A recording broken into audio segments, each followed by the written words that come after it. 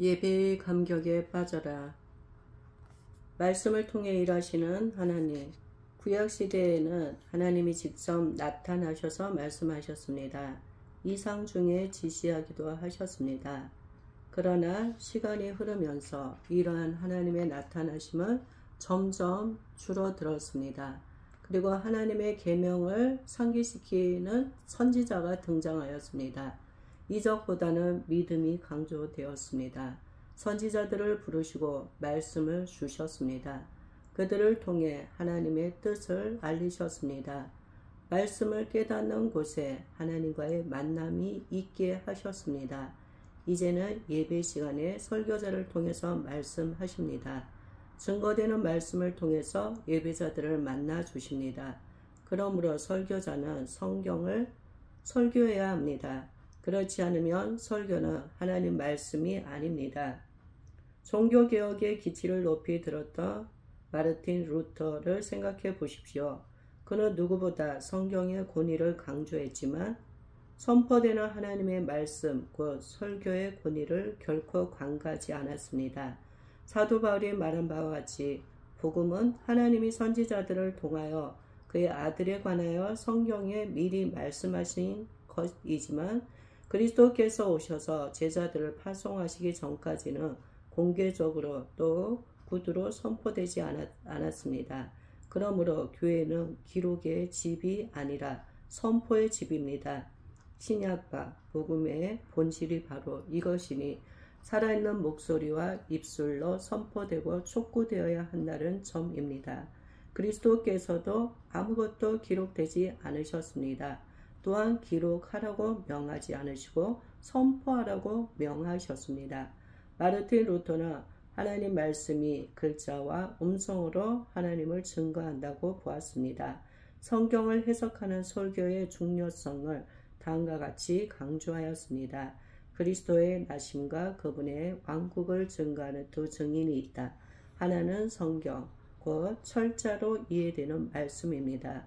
또 다른 하나는 음성, 곧 입술로 선포되는 말씀인데 바울과 베드로는 이 말씀을 빛과 등불이라고 불렀습니다. 빛이 비치지 않고서는 성경을 이해할 수 없습니다. 요한계시록 5장 3절이 증거하는 바와 같이 신약은 구약을 열고 드러낸 것이기 때문입니다. 사도들의 모든 설교는 그야말로 성경에서 출발하였고 성경에 근거합니다. 존 칼빈도 비슷한 견해를 보았습니다. 파커는 이에 대한 칼빈의 생각을 이렇게 요약하여 제시합니다. 성경은 확정적이고 주권적인 반면 설교는 파생적이면 종속적일 수밖에 없습니다. 성경이 설교에 맞추어져야 할 필요는 없으나 설교는 성경에 일치하여야 합니다. 정확히 말해서 설교의 영광이란 성경에 대하여 파생적이고 종속적인 지위로서의 겸손함에 있습니다. 칼빈에 따르면 설교는 하나님의 말씀의 지위를 성경으로부터 차용하는 것입니다. 그러므로 설교가 성경의 메시지를 전달하는 한 그것은 하나님 말씀입니다. 모든 설교가 하나님을 만나게 해주지 않습니다. 성경에 대한 올바른 설교, 예배자들의 마음, 그 위에 내리시는 성령의 은혜, 이 세 가지가 있을 때 하나님과의 만남이 있는 예배가 됩니다. 예배를 모세가 시내산에 올라가는 것에 비유해 봅시다. 이스라엘 백성들은 모세를 통해 하나님과의 만남을 기대하며 마음과 의복을 정결케 합니다. 모세는 새로운 기대를 가지고 하나님의 임재를 바라며 올라갑니다. 드디어 산에서 하나님을 뵙습니다. 말씀하시는 하나님의 음성을 듣습니다. 그리고 들은 말씀을 백성들에게 전해줍니다. 백성들은 거기서 거룩한 헌신을 맹세합니다. 그리고 축제 분위기가 됩니다. 예배가 그런 것입니다. 예배에서 설교의 이치를 잘 알 수 있지 않습니까? 하나님과 만날 것이라는 기대가 없다면 성령이 임하시기를 기도하지 않을 것입니다. 깨닫지 못하는 것에 어떻게 하나님과의 만남이 있을 수 있겠습니까? 그러므로 하나님을 만나고 싶어하는 사람들은 말씀을 받아들일 준비를 해야 합니다. 요즘은 이것입니다.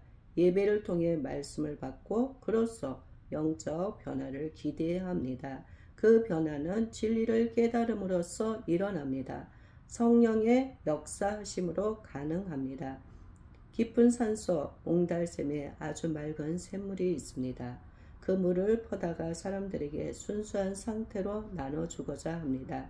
그렇게 하려면 운반 과정에서 오염의 요소가 없어야 합니다. 설교도 마찬가지입니다. 성경은 진리입니다. 모든 설교의 유일한 원천입니다. 사람이 전하는 설교가 여전히 하나님의 말씀이 되기 위해서는 성경 진리가 올바르게 다루어져야 합니다. 하나님과의 만남이 있는 예배가 되기를 사모하십시오. 순수한 하나님 말씀이 선포되기를 간구하십시오. 교회는 언제나 순결하지 않은 방식으로 말씀을 전하는 사람들이 있었습니다. 하나님 말씀을 혼잡하게 하는 사람들이 있을 때 예배의 어려움도 함께 있었습니다. 진리의 빛이 사라지며 언제나 어둠의 영들이 활개를 칩니다. 깨닫지 못하는 우매한 마음은 미신과 오류가 깃들이기에 아주 좋은 환경입니다. 그래서 사도 바울도 이렇게 말했습니다. 우리는 수많은 사람들처럼 하나님 말씀을 혼잡하게 하지 아니하고 또 순전함으로 하나님께 받은 것 같이 하나님 앞에서와 그리스도 안에서 말하노라. 설교가 예배에 꽂힌 이유는 그것을 통해 하나님의 음성을 들려주기 때문입니다. 신자의 마음에 임하는 은혜는 이해를 통해서 옵니다. 이해가 이성을 통한 것이든지 믿음을 통한 것이든지 아는 것과 은혜를 받는 것은 분리되지 않습니다. 하나님은 물리적 폭력이나 신비로운 힘이 아니라 지성의 설복을 통해 은혜를 주십니다. 성령은 우리를 인격적으로 승복하게끔 인도하십니다. 설교를 통해 순수한 하나님의 말씀을 들을 수 있어야 합니다. 영혼을 변화시키고 은혜를 받게 하는 것은 하나님의 역사입니다. 그러나 이를 위해 설교자들이 해야 할 일이 있으니 순수한 말씀을 전하는 것입니다. 설교는 하나님의 심판과 위로를 포함해야 합니다. 죄인을 향한 진노와 용서하시는 자비를 함께 보여주어야 합니다. 모든 설교자는 위로하는 자인 동시에 죄를 깨닫게 하는 선지자가 되어야 합니다. 한편 예배자들은 선포되는 하나님의 말씀을 잘 깨닫고자 노력해야 합니다. 설교는 알아듣기 쉽고 평이해야 합니다. 이 점에 관해 리처드 백스터는 자신의 책 참된 목자에서 다음같이 말했습니다. 양무리를 가르칠 때 그 가르침은 쉽고 단순해야 한다. 훌륭한 대의를 널리 펼치는 가장 좋은 방법은 쉽고 일차적이며 완전히 이해되도록 전하는 것이다. 설교자는 성경 말씀과 설교가 동일한 가르침의 선상에 있도록 전해야 합니다. 다시 말해서 성경과 성경 해석 그리고 설교 사이에는 진리의 일치가 있어야 합니다. 결코 현학적인 방법으로 하나님 말씀을 다루지 말아야 합니다. 설교는 진지해야 합니다. 지나친 유머도 바람직하지 않습니다. 설교자는 자신을 감추고 하나님의 말씀이 더 잘 드러나게 하려는 열망을 가져야 합니다. 자신이 깨달은 성경 말씀을 친숙한 방식으로 전달해야 합니다. 자신에게 이미 적용했고 스스로 실천했기 때문에 체화된 방식으로 전달해야 합니다. 자신이 소화하지 못한 내용들을 전해서는 안 됩니다. 지나친 과장이나 꾸밈으로 말씀의 본뜻을 흐리게 해서는 안 됩니다. 그래야만 진리 안에서 드리는 예배가 됩니다. 오늘날 예배는 위기 가운데 있습니다. 이것은 곧 영적인 위기 상황입니다. 이럴 때일수록 교회는 예배의 본질을 회복하려고 노력해야 합니다. 가장 시급한 것은 설교의 회복입니다. 이것은 곧 설교자에게는 변화를 요구하고 성도들에게는 기도를 촉구합니다. 설교의 회복 없이는 예배가 회복된 것이 없습니다. 설교자들은 하나님을 깊이 만나야 합니다. 전하고자 하는 말씀에 불타는 사람이 되어야 합니다. 그때 예배의 영광은 회복됩니다. 우리의 예배는 진리 안에서 드려져야 합니다. 그리고 이를 위해 설교자는 불꽃처럼 타올라야 합니다.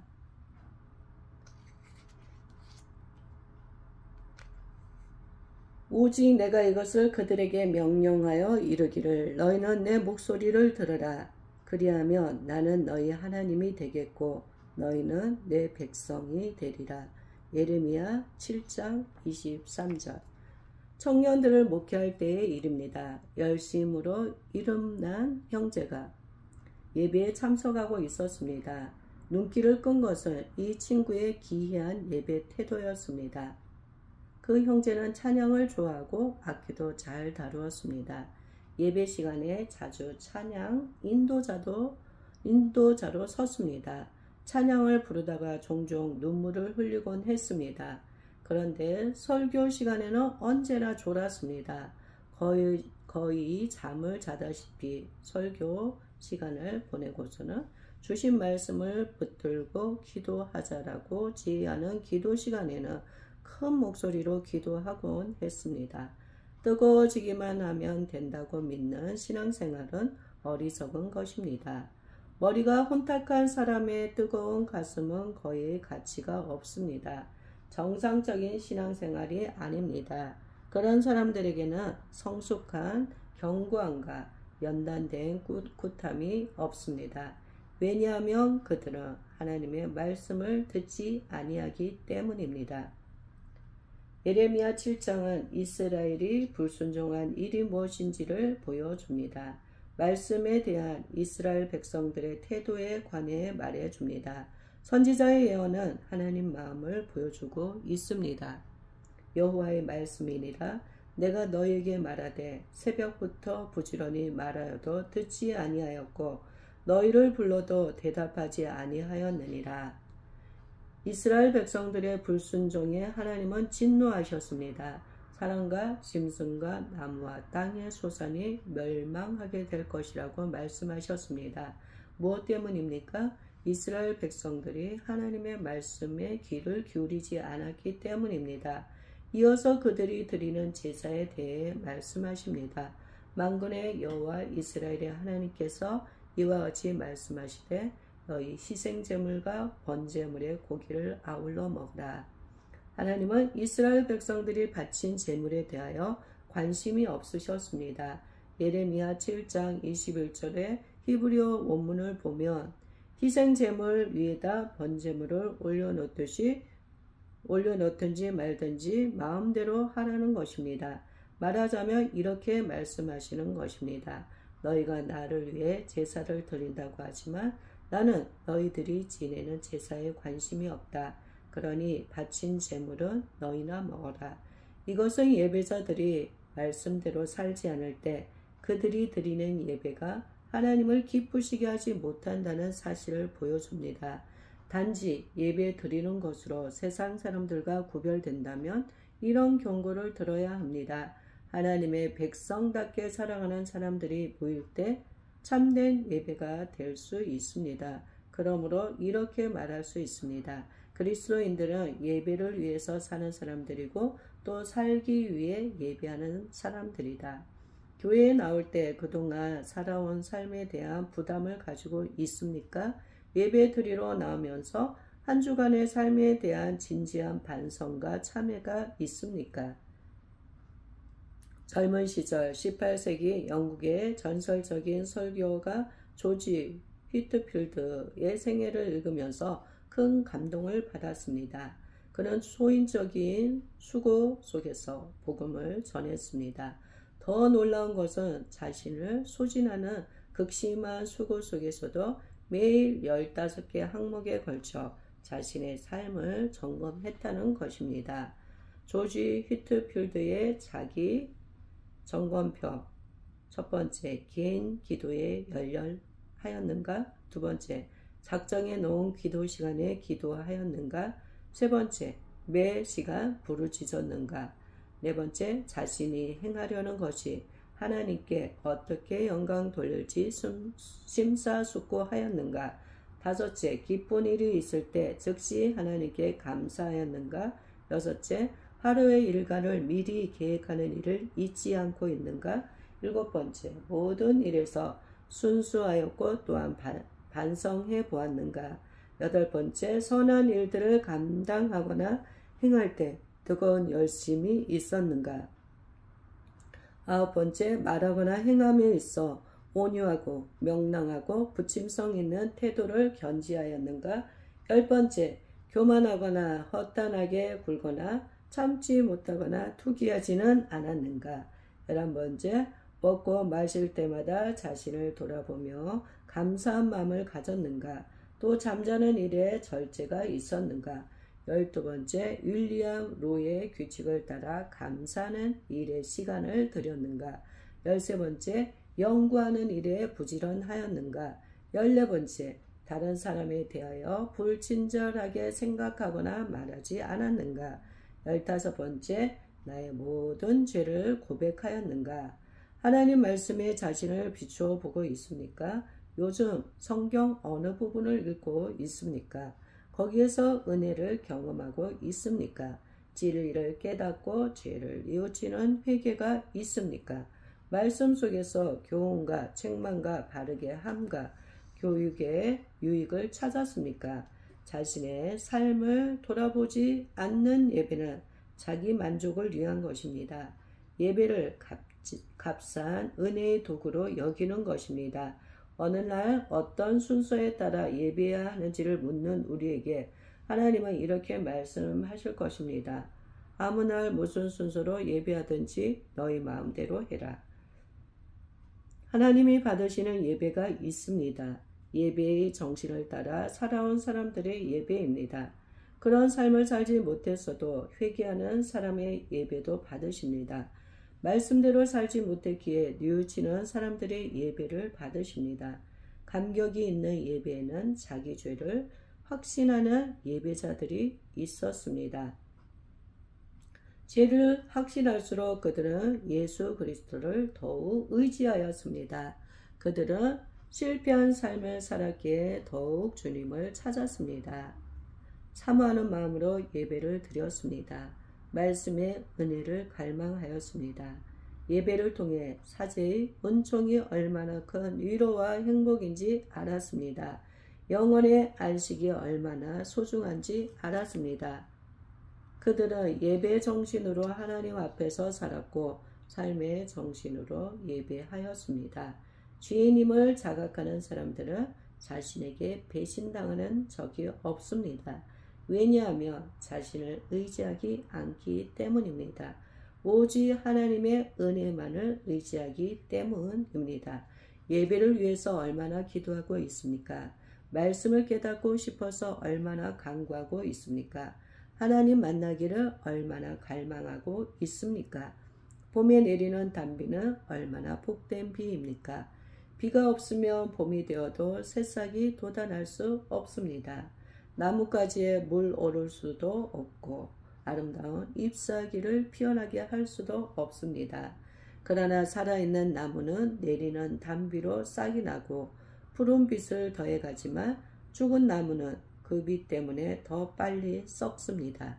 하나님 앞에 드리는 예배는 봄비와 같습니다. 예배자들이 누구인지를 보여줍니다. 하나님의 은혜를 사모하는 사람들은 예배 속에서 영원히 소생할 것입니다. 그러나 그렇지 않은 사람들은 마음이 더욱 굳어지게 될 것입니다.